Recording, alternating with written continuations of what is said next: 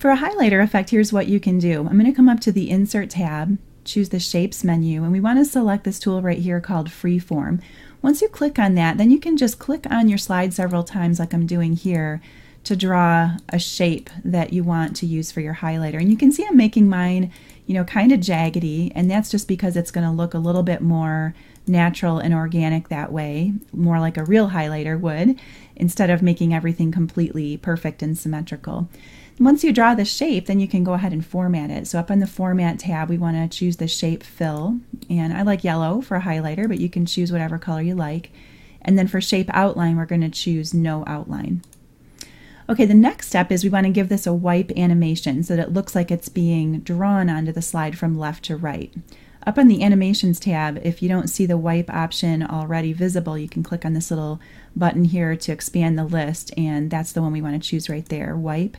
And you might have noticed that it wipes from the bottom to the top. That's really not going to look very realistic that way, so we want to change the direction so that it goes from left to right like this.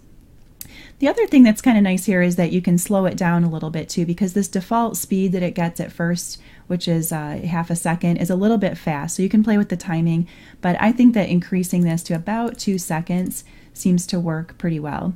And then the last thing we want to do is just kind of size this up over a word, and then we'll send it to the back so that it's not covering up the text.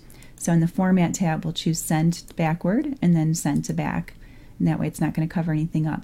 Now the neat thing about this is that once you've drawn that shape, you can reuse it for any word because you can just resize it and reposition it as needed. So I'm going to do a Control-C here to copy it, and then a Control-V to paste, and then we'll apply it down here as well so you can see what that looks like. We'll size this up a little bit so it won't look exactly the same as the other mark, and then we'll send this to the back as well. So that's pretty much it. And now up on the Articulate menu, we'll preview just this slide, and we'll see how this would look if we were to publish this highlighting effect.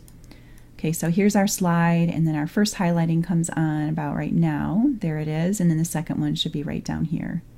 And that looks pretty good.